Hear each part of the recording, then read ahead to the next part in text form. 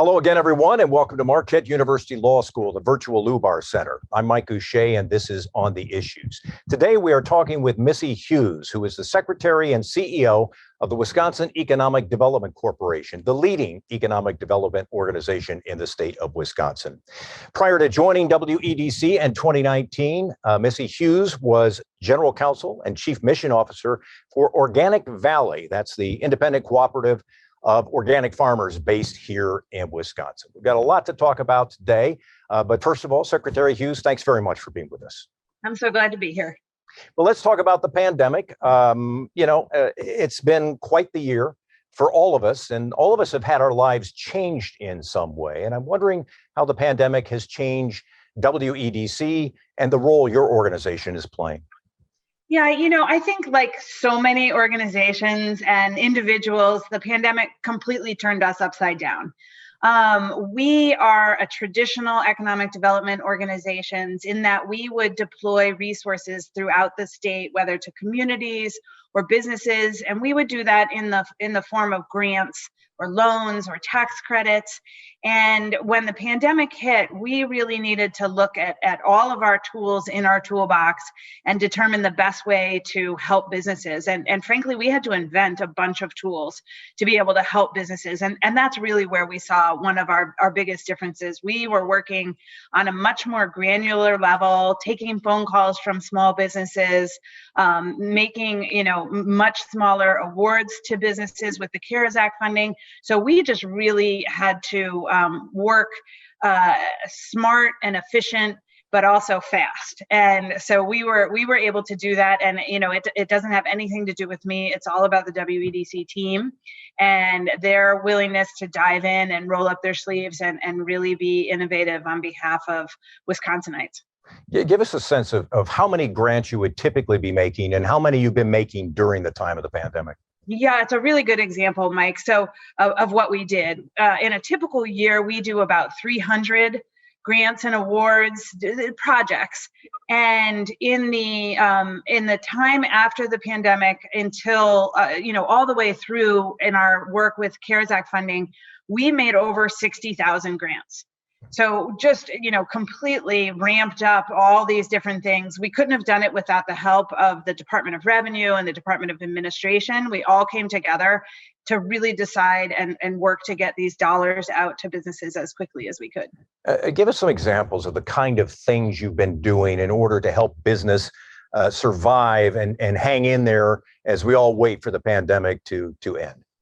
I think it really kind of splits along two lines. One was giving businesses information.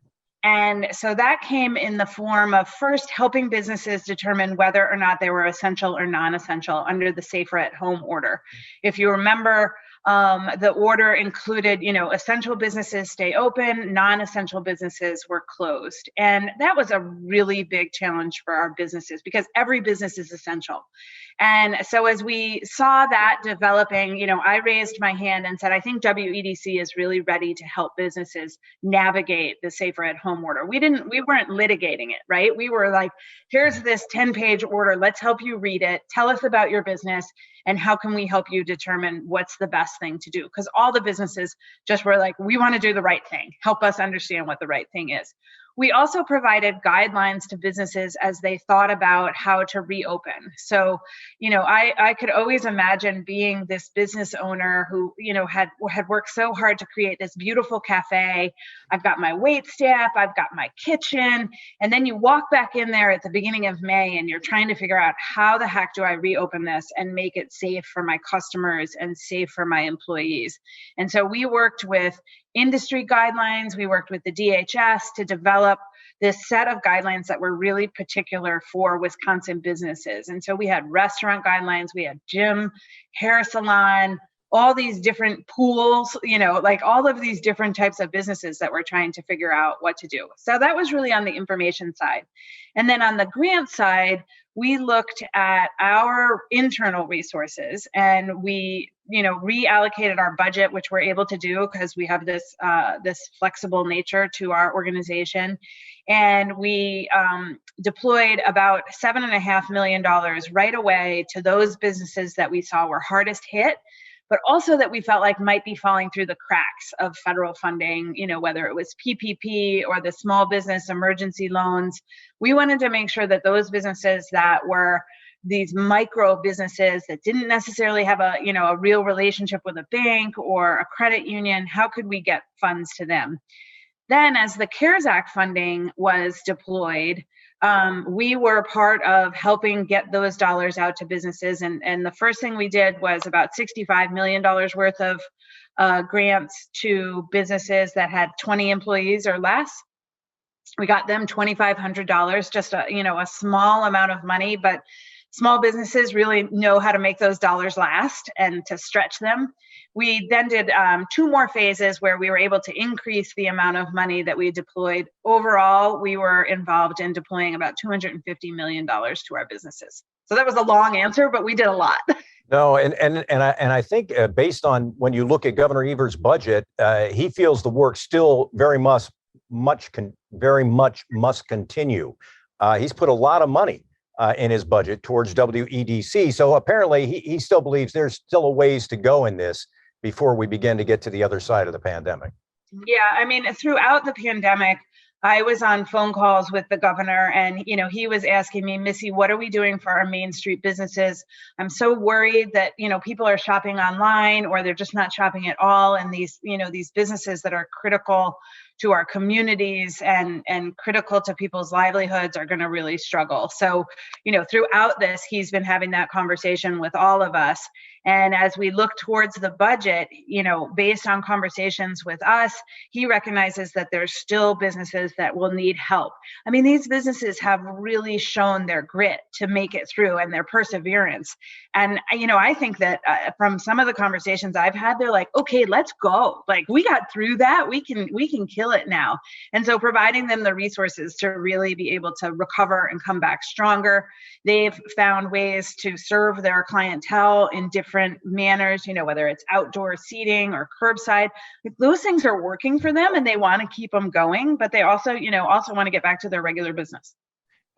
Can you give me a sense of how, and this is a hard question because different sectors are faring differently in this whole pandemic, but give us a sense of how businesses are doing. How worried are you that we're going to lose a fair number of, like the cafes that you described earlier, these restaurants, these places that rely on people coming into their establishment to generate revenue? How concerned are you that we're going to lose a fair number of those folks? Yeah, I'm very concerned. So right at the beginning of the pandemic, when we saw these businesses, where there was a gathering of more than 20 people, those businesses had to close. 10 people, those businesses had to close. And then, the hairstylists and the personal services, all of these businesses had to close. And I said to my team, I'm like, okay, where's the list of small businesses? Well, there's so many of them in Wisconsin. Almost 90% of our businesses are technically small businesses. And, it's like, okay, we don't actually have a list of those businesses. And so trying to find them, it was like I was worried they were just going to disappear into the ether. And so we were tracking credit card transactions. We were talking to banks and credit unions. How do you know if a business closes their doors? And often businesses just do close their doors because they don't have a bank loan. They're operating on their family savings and they use up their family savings and they just close their doors. So there's now a term for this, which is called silent failures. And these silent failures are really going to be, we're not going to know a lot about this. We'll know more with the April 15th tax deadline. And we'll continue to learn about where these businesses have survived and where they haven't. But, some anecdotal work that my team has done, UW Oshkosh has done a survey that showed that, we're potentially looking at losing 20 to 30% of these small businesses. Yeah, that's hard. That's hard. One of the things the pandemic has done is it's changed the way we work. And I want to ask this in relationship to your organization. So maybe I'll talk about days that predate your tenure as CEO. But in the past, WEDC was known for trying to lure businesses to Wisconsin, to get businesses to decide to locate here or expand here. They might do that through a variety of different ways, but to make it, to create some incentives for somebody to locate here. But now a lot of folks are working from home and they like working from home. And so some companies are going to have to make decisions about how many people are back in the office place. I guess what I'm talking about is we have this new remote worker phenomenon. And so I'm wondering if the strategy of an organization like yours doesn't change to respond to that, that it's more about making sure Wisconsin is seen as an attractive place to live and to work, that it's not just about attracting corporations and larger businesses, but it's about the individual. Does it affect the way you folks do business? Yeah, I mean, it's a really complicated situation. Yeah. Right? So first of all, the business of attracting businesses hasn't stopped. We've actually, had many conversations with businesses that are still interested in relocating. We've seen some opportunities because of Wisconsin's manufacturing strength that businesses who want to keep their work onshore in the United States because they saw the challenge of having global supply chains. There's some opportunity there. And, frankly, the manufacturing sector has largely survived this pandemic. We'll see if there's a slowdown and how that works out. But our manufacturers have done pretty well. So that means they're still looking for workforce, right? So we still have the workforce challenge, which I think is, where you were going with your question. We still have opportunities for workers in Wisconsin to get really good jobs. And whether we grow those workers here through our UW system, through our tech colleges, or we try to attract them from other states, we have to make sure that we're providing the quality of life that people are going to want to stay here. And quality of life doesn't only mean, having a cute Main Street. It means having childcare that is affordable and accessible and good, right? You want your child safe. If you have a senior that you need to take care of, you need to have those pieces of the puzzle. We need to have transportation so you can get back and forth from work. So there's, I think at WEDC, we're looking at this complex web and saying, our role is to make sure that where there are gaps, where a region doesn't have broadband, where a business is really struggling with childcare, we're thinking about those gaps because, we can bring in all the businesses all day long, but if the workers aren't there, the businesses aren't going to want to come. And so it's really about creating that whole kind of system and network that enables the economy to thrive. Do you folks ever talk about you see some of these, I guess, I don't know if they're out of the box anymore because other people are doing them, but ideas like municipalities and states are undertaking. Tulsa, Oklahoma has this thing called Tulsa Remote, where they actually pay remote workers to relocate to Tulsa, help them get settled in and hope that they will stay there for a long time. I think the state of Vermont has had something somewhat similar to that. Do you look at things like that, or is that just something that's sort of beyond the current thinking in your organization and in the state? I think that we collectively should be having conversations about, truly on the long-term basis, we have an aging population and we have challenges faced by that. And that challenge isn't just that you can't find workers. It also starts to affect your services like ambulance drivers. If you have an aging population, you need more ambulance drivers. If funeral homes, like all of this kind of, a system that we rely on in our communities is affected by the aging population. So if you, look at it on a long-term basis and you want to think about, okay, how do we keep our graduates here in the state?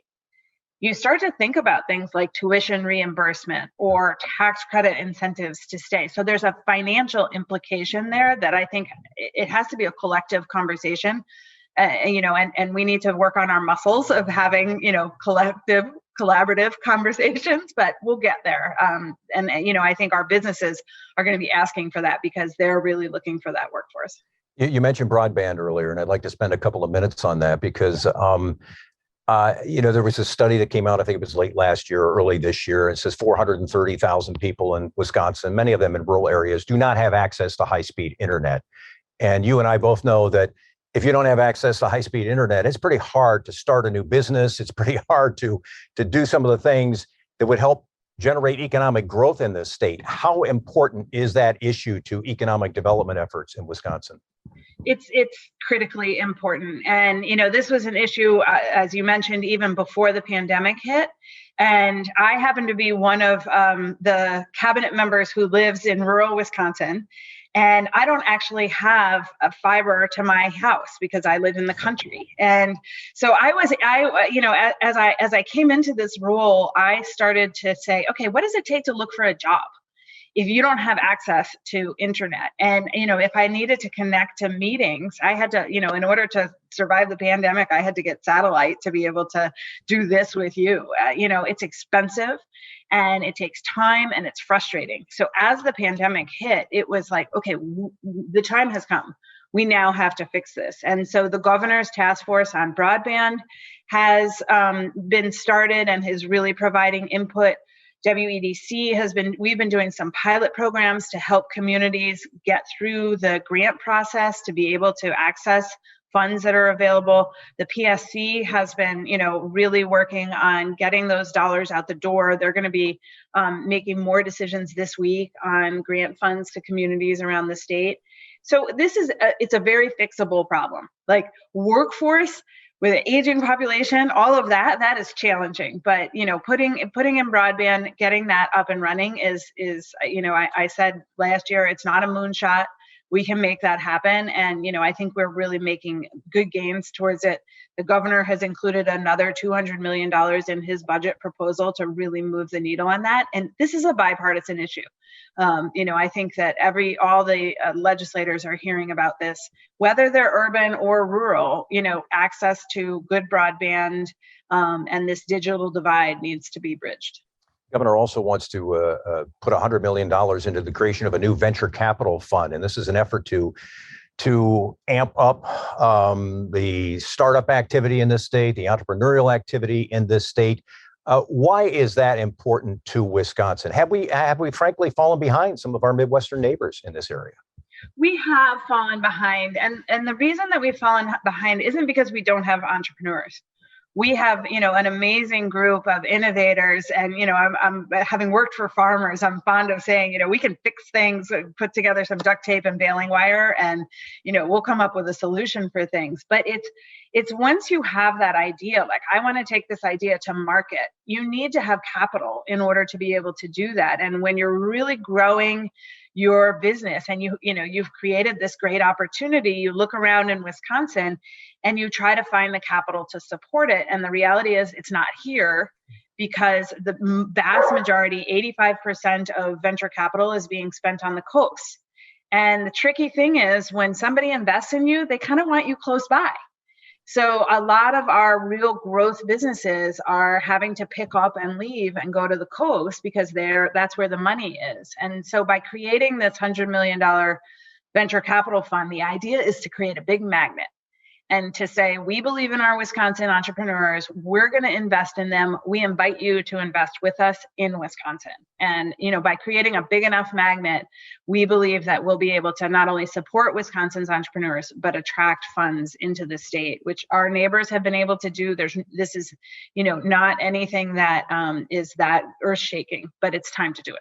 Yeah, I was looking at places like Ohio and Indiana, which have had, at least historically, greater efforts along those lines. So this kind of puts us back in the game in terms of being able to even compete with some of our Midwestern neighbors.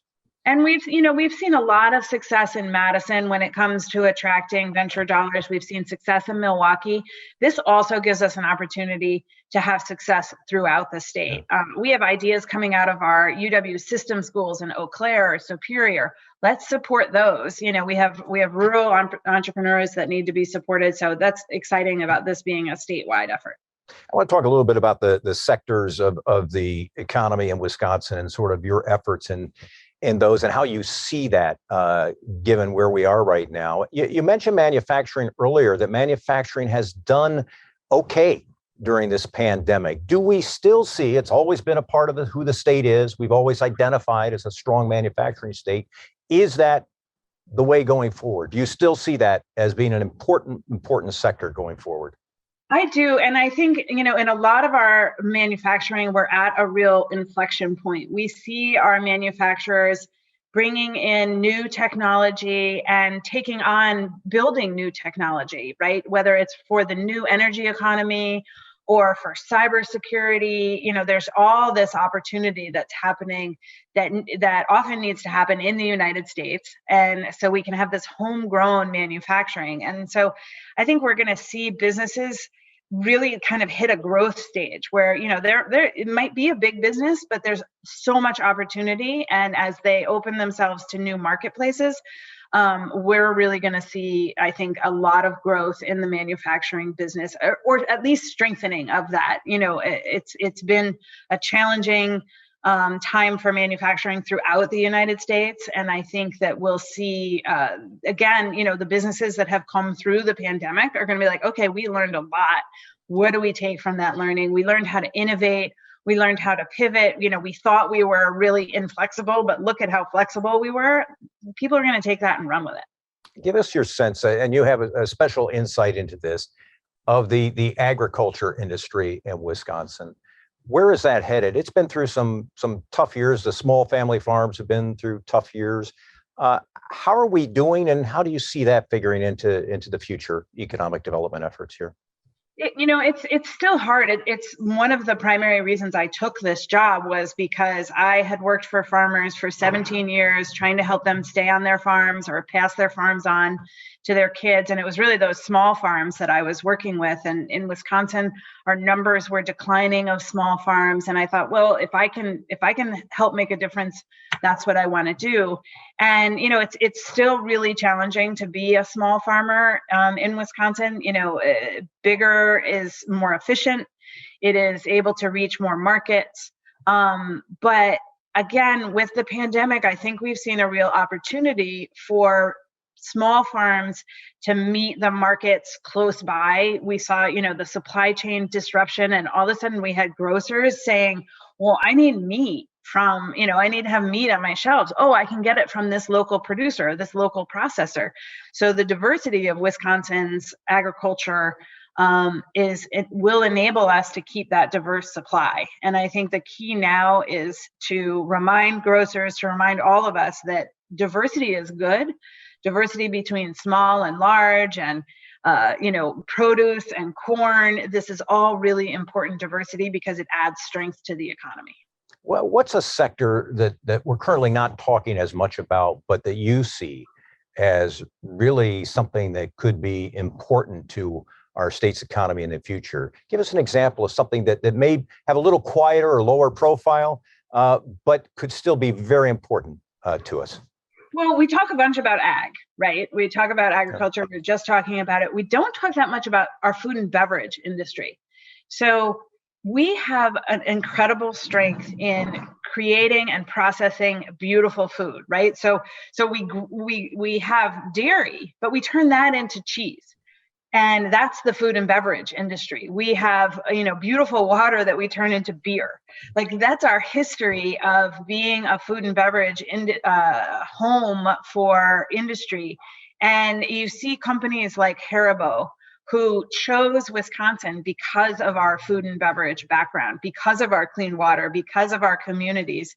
And so I think that things that we don't pay much attention to are actually some of our best opportunities. Again, manufacturing. Our paper industry is also, came through the pandemic.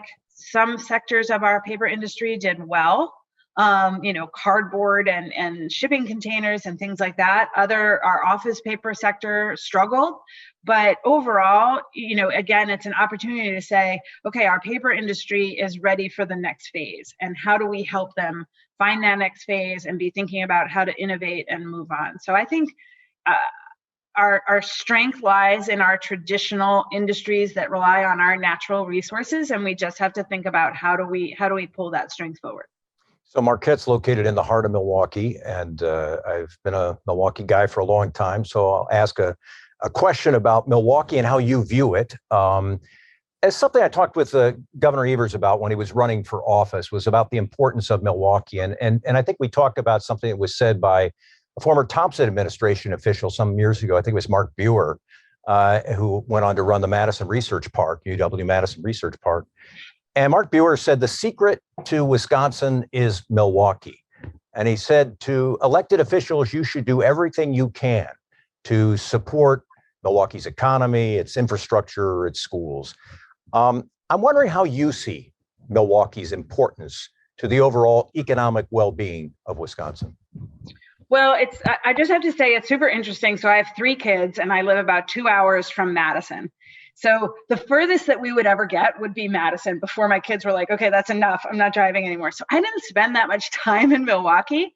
But on the other hand, I grew up 20 miles outside of New York City. So I'm a big city girl. And the time that I've gotten to spend in Milwaukee in the last year and a half has just been awesome. I think Milwaukee is such a cool city because it's not fully baked, right? There's still opportunity to be a leader in Milwaukee. There's still opportunity to develop different parts of Milwaukee. You know, New York has gotten like all gentrified and fancy. There's still, you know, a great grittiness to Milwaukee that, you know, you can participate in it and you can see it change and see it evolve. Milwaukee also has real challenges when it comes to the racial disparity issues that we're facing. And so as I look at it, there's a huge opportunity there, but we have to really honestly address the challenges because, again, going back to this idea that the economy is a whole system, if you look at Wisconsin as a whole system of an economy, if there are weak points, and I would say that the challenges of equity in Milwaukee are definitely a weak point in our economy. We have to address those. We have to, we have to be willing to be honest about what we've done to create those disparities. And then we have to be willing to acknowledge how we need to change in order to fix them. I would imagine that is a real challenge. If you're trying to convince people that Milwaukee is a place where they should do business or where they should live and work. If you have these beliefs that the city or the state is not welcoming, that's a huge impediment to economic development, correct? Yeah, I mean, I think that especially if you think about attracting young people want to come to an inclusive environment. They want to come to a diverse environment. And so where we, at every moment are not inclusive, we are turning somebody away. And, it's simple things that we do in Wisconsin that, we look at somebody and we're like, where are you from? Well, why do you need to know that? Like it immediately draws this line. And, we think we're being friendly, but it's like, I think really being conscious of who we are and that, authentically, we want to create community. We want to do this, but are we doing things that we don't even realize that make people think, oh, maybe you're not as inclusive as you think you are, or you're pretending to be. And so we got to be authentic about it. And we have to, and that's what people are looking, as someone said to me following Kenosha, the kids are watching. The kids are watching the adults here. And so we need to act like adults and change things. So it wouldn't be an interview with the CEO of the Wisconsin Economic Development Corporation if there weren't a question or two about Foxconn. So I will ask a question or two about Foxconn. What is the latest that you could tell us about Foxconn? A lot of people are interested. Obviously, the state and local municipalities have made an investment in the success of that project. What can you tell us at this moment in time? Well, we continue to have conversations with Foxconn. We continue to work with them. I'm very optimistic that we are going to find a path forward that aligns what Foxconn needs for its business with the interests of the taxpayers and making sure that those interests are protected. And, we are continuing to talk and be in communication with Foxconn. And I truly am optimistic about our ability to see this through. So I'm sure everyone in your office took note of the comments by Foxconn's chairman, Young Liu, this week. He said his company is considering making electric vehicles at the plant in Racine. Presumably, this would be for Fisker, which has a prototype for an electric vehicle. He said, and I'm quoting him, he said, I took over the Wisconsin task and I need to make it a viable one. So I need to find a product that fits that location. He did say, though, they're looking at Mexico, too. But what was your reaction to what Chairman Young had to say? Well, my reaction to Foxconn all throughout my whole process has been awe at the size of the company and what they take on, and their leaders are often very. Everyone that I've met is very visionary and really thinking, not only about what's happening tomorrow, but what's happening 10 years from now. And, I appreciate that because as I'm looking at the Wisconsin economy, it's like, okay, what's happening right now, right? Pandemic or whatever that is, but what can be 10 years from now? And so whether it's electric vehicles or battery production or, building solar panels, this conversation about electric vehicles really demonstrates the opportunity for Wisconsin to be right in the middle of this new energy economy. And so, I'm excited that people are like, wait, we could build electric vehicles here? That's kind of cool. Whether, and Oshkosh Trucking might be doing it for the U.S. Postal Service, or whether Foxconn's doing it. I'm just excited that people are open to what can we be building that's part of the new economy. Do you think our workforce matches up pretty well with that kind of, it's a new type of production, but does our workforce have the skills necessary to do things like that?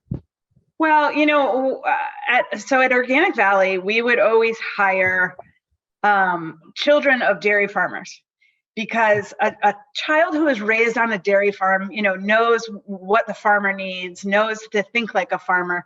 The same goes for manufacturing in Wisconsin, right? We've got kids who grew up in manufacturing families, or their uncle was a manufacturing or owned a manufacturing. So they know supply chain, they know productivity, they know efficiency. So, learning the skills of building a battery or a semiconductor, those are things that we can train for. But that DNA of manufacturing, of making things and being proud of that, that's something that our workforce has, that I think we're unique in that way. And our location probably works to our advantage too, because we're kind of in the midst of the Midwest, where you have other supply chains, resources available to you. So it probably helps in that sense. Hey, you can come do my job with me, Mike. You're right. I should have mentioned location. I'll be out there selling. Yeah, right. Hey, I wanted to mention about the fact that, and I did mention this earlier, that you're an attorney, and you were the general counsel for Organic Valley, and you've worked for law firms in the past. It's a question I often ask people on this program who are attorneys, but are currently doing something that may not be technically practicing law. What were the takeaways from being an attorney that you're using in your job today? Well, I think that the number one takeaway for me is that a successful lawyer is a deal maker, not a deal breaker. So it's how can we find a win-win for both sides of whether it's the taxpayer and the recipient of a tax credit. We often do contracts at WEDC. I don't read a contract anymore. It's not what anybody wants me doing, but it's really like, how do we find a solution? How do we get to yes on this? And, that was something that I always carried forward from my time at the law firm, because nothing good happens in court, right? Don't go to court if you want to do business, because things get out of your hand. So finding the way through. Some of the things that the farmers taught me as I worked for them was, it has to work for everybody in the value chain. It has to work for the farmer, the milk hauler, the processor, and the consumer. So as long as you have that big picture and you're thinking about it, you're going to reach a deal that works for everybody. And so as I think about my role at WEDC, I'm thinking about the students at the UW system. Is it working for them? I'm thinking about the businesses. I'm thinking about the taxpayers, trying to understand, like, okay, what are all the needs here and how can we meet them? Mm-hmm. My final question takes us back to the pandemic, but I'll ask it a little differently. I'm sure when you took this job, you in your head had some idea of what success might look like during your tenure, and then the pandemic happened. So my question is, how would you define success now? Is it different than when you took this job? I think when I took this job, one of the things I was really thinking about was WEDC and the ability for WEDC, which was birthed during the previous administration, to transition to another type of administration, right? So it came from Republican into Democrat. And how do you make that transition for the business community as smooth as possible? Because they don't want instability, right? They want their economic development agency to be steady as she goes. So how do you create that transition from one administration to the next administration to the next administration? And I think with the pandemic, we've seen the strength of WEDC's flexibility, right? We're a quasi-public-private agency, but that means we have a ton of flexibility, and that flexibility is really important to be able to transition from one moment to the next and say, okay, if you're faced with a pandemic, what would you do? If you're faced with the need to attract workforce, what would you do? And we're able to be creative and innovative. So to me, success would be continuing that transition of WEDC so that when the next secretary comes in, it's up and running and they're ready to go, and and continuing that forward. And Mark Hogan set the stage for me with that, and I'm just carrying on that work, and hopefully we'll be able to pass this organization on to whoever comes after me, and they'll be able to keep seeing success on behalf of Wisconsin. That's great.